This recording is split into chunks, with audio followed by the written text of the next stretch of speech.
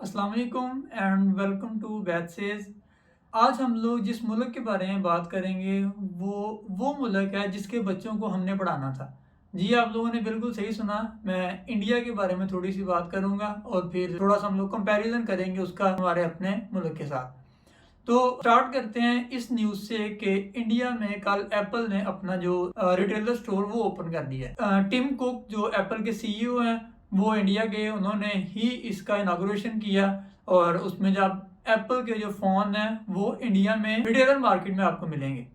लेकिन on the flip side अगर आप पाकिस्तान की बात करें तो पाकिस्तान में इस तरह की कोई डेवलपमेंट आज तक नहीं हुई। आज तक मैं इसलिए कह रहा हूँ कि इससे पहले जो भी डेवलपमेंट होती थी उसके रास्ते में रुकावट क्या बनती थी कि हमारी जो गवर्नमेंट है वो पॉलिसी चेंज कर देती थी और जो इन्वेस्टर आया होता था बाहर से वो अपनी इन्वेस्टमेंट लेके अपने मुल्क ही वापस चला जाता था। एटलीस्ट पाकिस्तान से वो कट ऑफ कर देता था। और अभी पाकिस्तान में भी आईफोन की सिचुएशन इस तरह है कि पाकिस्तान से आपको बॉक्स पैक मिलेगा नहीं, आप इंपोर्ट करेंगे और जब आप इंपोर्ट करेंगे उसको तो उसमें कस्टम वाले बॉर्डर पे बैठे हुए हैं और वही आपका फ़ोन अंदर नहीं आने देते जब तक वो मोबाइल की कीमत के बराबर ही आपसे टैक्स ना ले लें।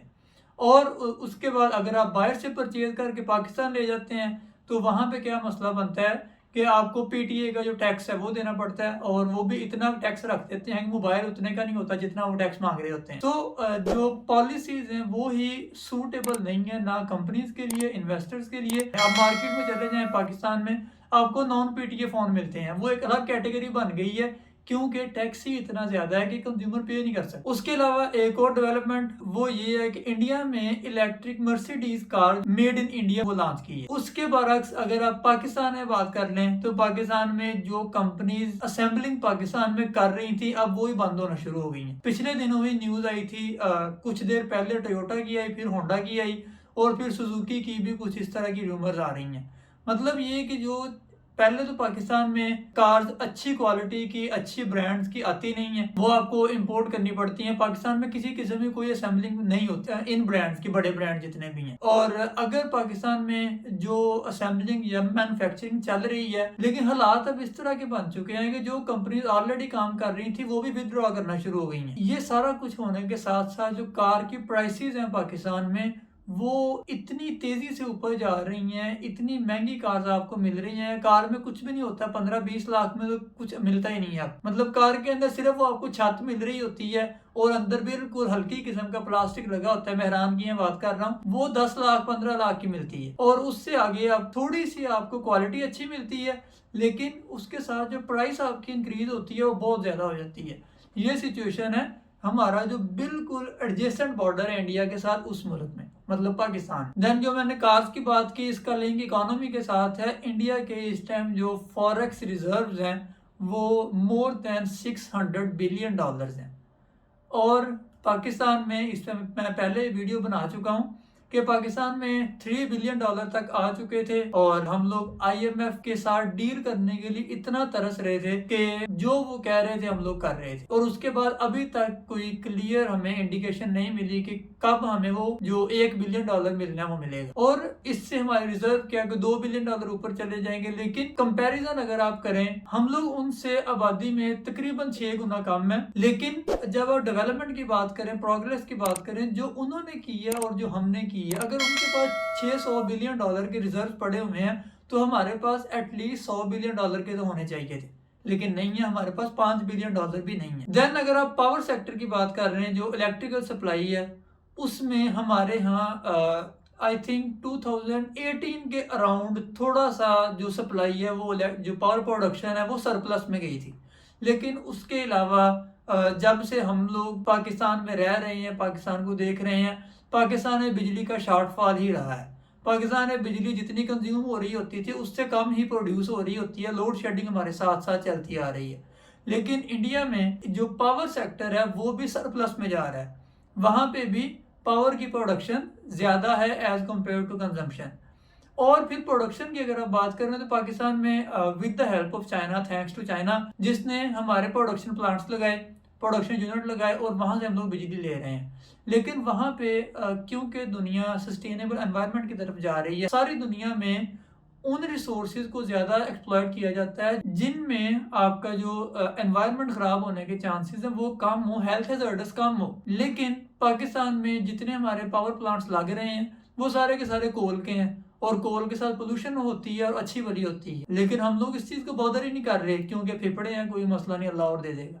एक दौर में बीजिंग ऊपर होता था, अब मेरा ख्याल है लाहौर कहीं ऊपर आ गया है पोल्यूशन में। तो इस लेवल पे इस तरह हम लोग ग्रो कर रहे हैं कि जिन चीज़ों को दुनिया टॉप प्रायोरिटी दे रही है हम लोग उनको प्रायोरिटी ही नहीं दे रहे। If we talk about agriculture, हम लोग भी एग्रीकल्चर बेस्ड कंट्री हैं, एग्रीकल्चर बेस्ड इकोनॉमी है, और इकोनॉमी में अराउंड 60% हम लोग क्लेम करते हैं कि एग्रीकल्चर से आ रहा है। लेकिन सिचुएशन, शायद मैं पहले भी एक वीडियो में इस पे बात कर चुका हूँ कि सिचुएशन हमारी ये है कि हम लोग गंदम वो इंपोर्ट कर रहे हैं, टमाटर हम लोग इंपोर्ट कर रहे हैं। मतलब ये कि हमारी अपनी प्रोडक्शन अपने मुल्क के लिए पूरी नहीं हो रही, हमने एक्सपोर्ट क्या करना है। और जो हमारा हमसाया मुल्क है वो दूध की प्रोडक्शन में दुनिया में सबसे ऊपर है। अब इस पे हम लोग जवाब काफी सारे निकाल लेते हैं क्योंकि हमें टेक लेने की आदत है कि हम लोग इसकी सपोर्ट लेके चुप करके बैठ जाएं, बजाय इसके कि हम लोग उनसे सीखें। उनसे नहीं सीखना क्योंकि उनको हम लोग किसी और सेंस में देखते हैं।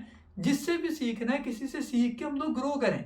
मेन पॉइंट ये है कि आप लोग ग्रो करो जैसे भी करो। और लास्ट पे सबसे इंपॉर्टेंट पॉइंट वो है लिटरेसी रेट। इंडिया का लिटरेसी रेट इस टाइम अराउंड 75% और पाकिस्तान का लिटरेसी रेट अराउंड 60%, तकरीबन 15% का गैप। अब इसमें लिटरेसी रेट में I can't say much about India, लेकिन पाकिस्तान में जो लिटरेसी रेट है वो हम लोग इस चीज को काउंट करते हैं कि जिस बंदे को हल्का फुल्का पढ़ना और लिखना आता है।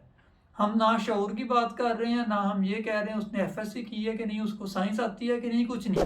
हम सिर्फ ये कह रहे हैं कि वो उर्दू में लिखा हुआ पढ़ सकता है और उर्दू में लिख सकता है, तो हम लोग उसको लिटरेट पर्सन काउंट करते हैं। तो लिटरेसी रेट जो है वो हमारा 60% है, और 40% आबादी हमारी वो है जो कि लिखना पढ़ना ही नहीं जानती, ठीक है, जिनको उर्दू में लिखना पढ़ना कुछ भी नहीं आता। अब उस मुल्क में जहाँ पे 40% लोगों को लिखना पढ़ना ही नहीं आता, वहां पे आप तरक्की की उम्मीद कैसे लगा सकते हैं? ये उसी तरह जैसे कट्टे से दूध की उम्मीद लगाना। अब 60% वो आबादी जिसको हम लोग पढ़ा लिखा काउंट करते हैं, अगर हम उसकी बात करें तो हमारे जो क्वालिटी ऑफ एजुकेशन है वो इस तरह है कि हम लोग किसी जगह पे स्टैंड ही नहीं करते, हम लोग किसी कंट्री के साथ कंपैरिजन में ही नहीं आते, क्योंकि सारा रटालाइजेशन है, बिल्कुल कोई कॉन्सेप्चुअल बात ही नहीं होती, ना टीचिंग लेवल पे ना स्टूडेंट लेवल पे, ना क्रिएटिव टीचर्स पैदा हो रहे हैं ना क्रिएटिव स्टूडेंट्स पैदा हो रहे हैं। तो जो क्वालिटी ऑफ एजुकेशन है बिल्कुल कॉम्प्रोमाइज्ड है, बिल्कुल रॉक बॉटम टच कर चुकी है, और उसको इम्प्रूव करने के लिए हमारा ध्यान नहीं है, क्योंकि हमारा जो ध्यान है वो किधर है? करप्शन पे, वीडियोस पे, लीक्ड ऑडियो आ गई, लीक वीडियो आ गई, इन चीज़ों पे हमारा ध्यान है, हमारा पॉलिटिक्स पे ध्यान है, हमारा सारा दिन सुप्रीम कोर्ट की तरफ नजर रहती है, और जो सुप्रीम कोर्ट का ऑर्डर आता है उसकी खिलाफ वर्जी करने पे नजर रहती है। मतलब हमारी प्रायोरिटीज ये हैं कि जिस भी अदारे ने काम करना है उसने अपना काम नहीं करना, किसी के काम करने हैं और किसी के काम में टांग अड़ानी है। ये हमारी प्रायोरिटीज हैं। अभी कुछ दिनों पहले मैं पढ़ रहा था कि जो हमारे एक्स प्रेसिडेंट हैं जनाब आसिफ अली जरदारी साहब, उनको नेदरलैंड की स्कूल बुक में जरदारी को मिस्टर 10% के नाम से पढ़ाया जा रहा है, और पढ़ाया क्या जा रहा है? करप्शन पढ़ाई जा रही है कि करप्शन किस तरह करते हैं और किस तरह होती है, और पाकिस्तान से सीखो। सिखाते नहीं है ये लोग, लेकिन ये कि हमारे बजाय इसके कि हम लोग किसी अच्छे पर्पस के लिए हमें यूज किया जाए, हमारे लीडर जो हैं वो पाकिस्तान को किसी अच्छे वे में रिप्रेजेंट करें।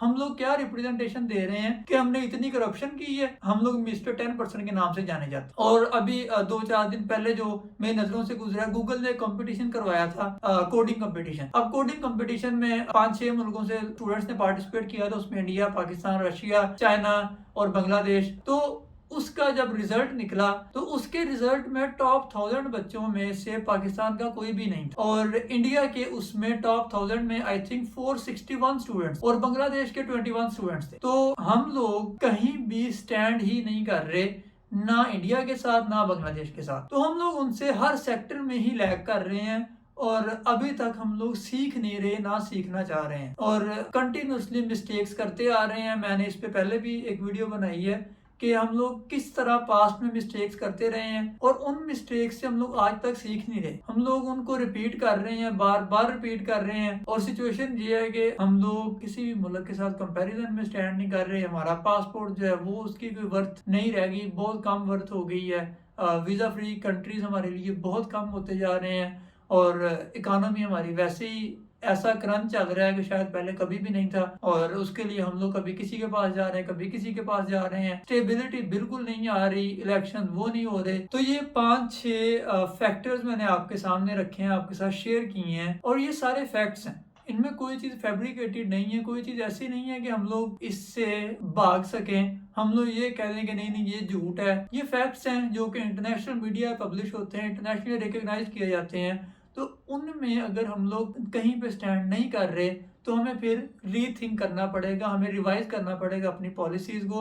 हमें पॉलिसीज़ इस तरह सूटेबल बनानी पड़ेंगी जो कि कंज्यूमर के लिए सूटेबल हों, जिसमें हमारे पाकिस्तानियों को एज मिले, हमारे पाकिस्तान किसी फील्ड में आगे हैं। तो हमें इन चीज़ों पे गौर करना होगा। उसके लिए स्टार्ट पॉलिसी मेकिंग से होता है।